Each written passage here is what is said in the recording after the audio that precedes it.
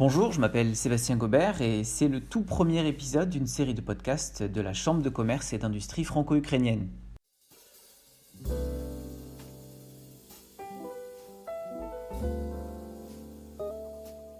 Pour cette première occasion, j'ai le plaisir d'accueillir Monsieur Florent Guilleux, directeur général de Decathlon en Ukraine. Bonjour.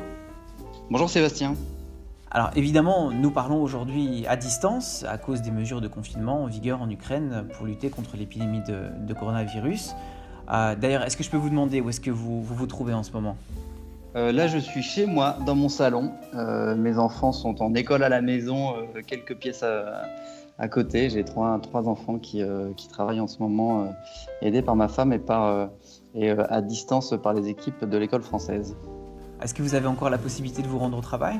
J'y vais de temps en temps.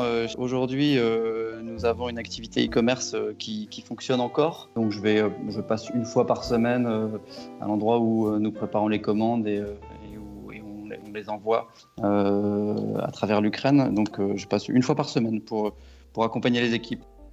Alors, ce que je vous propose, c'est une petite conversation en fait sur l'état de vos activités donc pendant cette période de confinement. Évidemment, dans les prochains épisodes des podcasts, nous espérons pouvoir parler de sujets un peu plus joyeux, un peu plus optimistes, et on espère que ce sera dans un futur proche.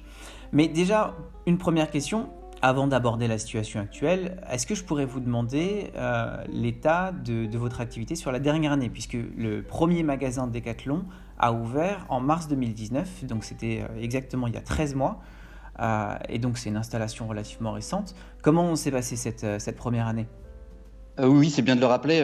Decathlon, on est en Ukraine depuis un an exactement pour nos activités retail, puisqu'on a ouvert le e-commerce en mars l'année dernière et notre premier magasin à côté de la station de métro Petrovka, à côté d'Auchan Petrovka, en mars 2019. Notre premier magasin fonctionne bien. Il était au-dessus de nos attentes très rapidement, ce qui nous a permis de valider assez rapidement la duplicabilité de notre business model et la signature de nouveaux projets, dont le magasin que nous avons ouvert en novembre du côté de Lavina, donc c'est au nord-ouest de Kiev, un magasin de 3000 m², qui est notre deuxième magasin.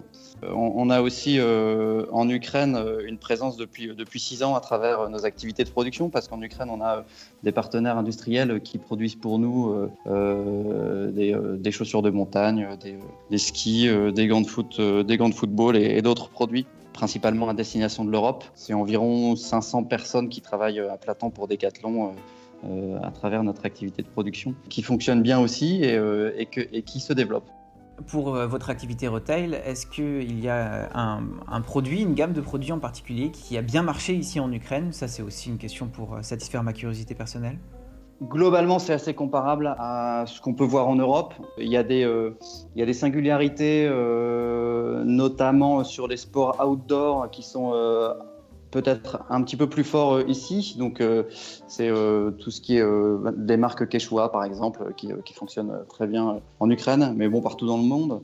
On a des sports qui marchent, qu'on n'a pas du tout développé ici. Le golf, on a décidé de pas lancer le golf en Ukraine parce que le marché est encore un marché de niche très petit.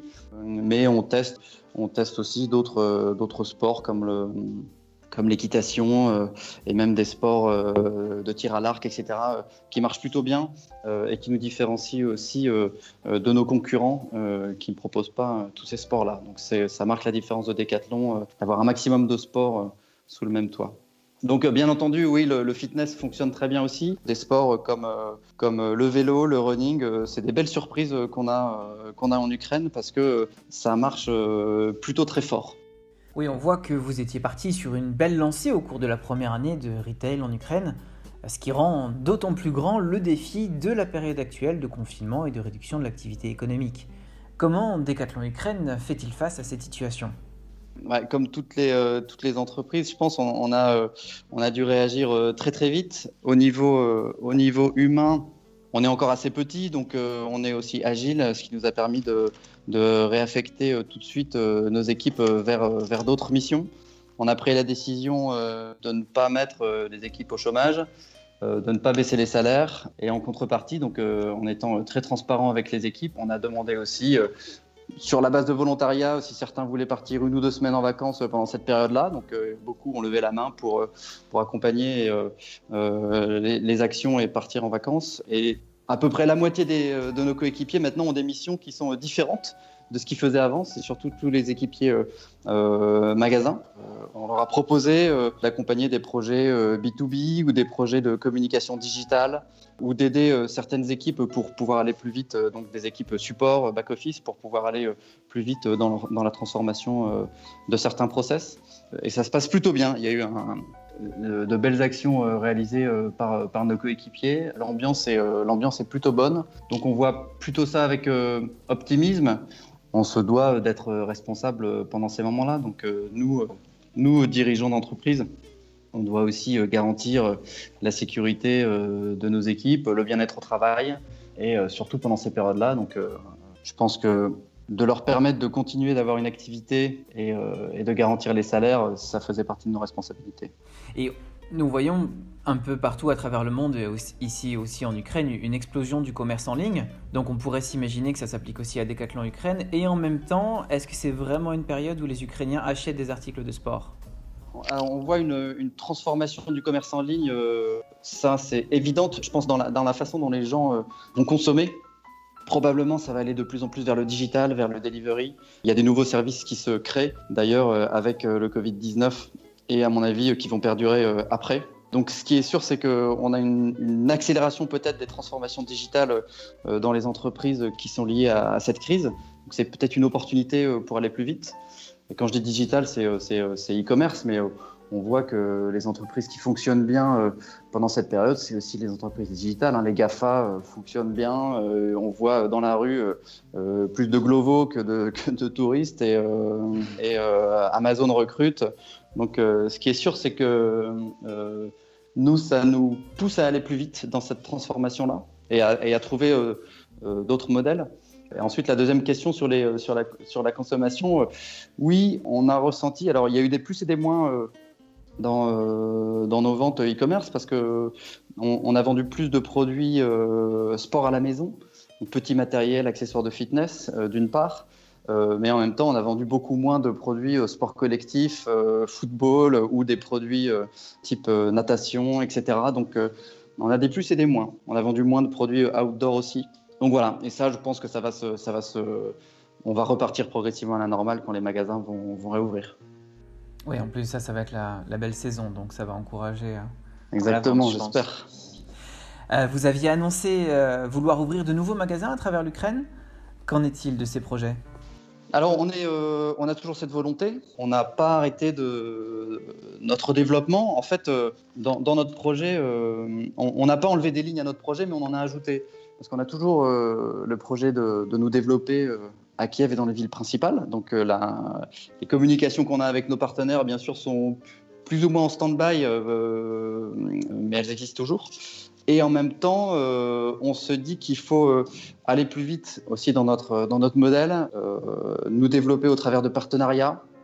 On réfléchit par exemple à la franchise pour se développer dans les plus petites villes ou des partenariats comme ce qu'on fait avec Auchan depuis 2-3 semaines maintenant. On a lancé des corners Decathlon dans 2 hypermarchés Auchan sur Kiev et probablement on va continuer. Le test fonctionne bien et on a de bonnes relations avec Auchan depuis longtemps. Et donc voilà, on a des idées qui émergent aussi et qui vont peut-être nous permettre de transformer notre façon de faire du business en Ukraine. Et les projets qu'on avait, on les a toujours. Donc moi, je vois ça de manière plutôt positive. Généralement, Decathlon, pendant les périodes de crise, fonctionne assez bien. Moi, j'ai vécu plusieurs crises. En 2008, pendant la crise économique, j'étais en Roumanie et finalement, ça a été une bonne opportunité pour nous à ce moment-là parce qu'on a des produits qui sont de bonne qualité, d'un bon rapport qualité-prix. Et je pense que nos clients et les utilisateurs de nos produits se rendent compte. Et aussi, ça donne des opportunités puisque Decathlon est une boîte qui investit. De continuer d'investir pendant des périodes de crise, ça nous donne des opportunités. Donc, je crois que je n'ai pas besoin de vous poser ma dernière question sur votre pronostic quant à la sortie de crise et des confinements. Vous avez l'air plutôt optimiste. Oui, comme tout le monde, c'est difficile à pronostiquer. Peut-être qu'on pourrait réouvrir nos magasins vers la mi-mai. peut-être un petit peu avant, on ne sait pas. Ce qui est sûr, c'est qu'il va y avoir une période de déconfinement qui risque d'être longue, plusieurs mois, et même certains disent 2 ou 3 ans, tout dépend à quel moment on trouvera un vaccin. Ce qui est sûr aussi, c'est que le jour d'après sera différent. Notre modèle d'entreprise Decathlon Ukraine en mai ne sera pas pareil que le modèle qu'on avait en mars. Je pense que notre mindset aussi a changé. Donc voilà, on va rentrer dans une nouvelle ère, mais oui, on voit ça de manière positive avec les équipes et dans la stratégie qu'on met en place. Et c'est une nouvelle ère que l'on attend avec impatience. Merci beaucoup, Monsieur Guilleux. Merci Sébastien. Ouais. Merci à nos auditeurs. Je rappelle que c'était le premier épisode d'une série de podcasts de la Chambre de commerce et d'industrie franco-ukrainienne. À très bientôt pour une nouvelle conversation.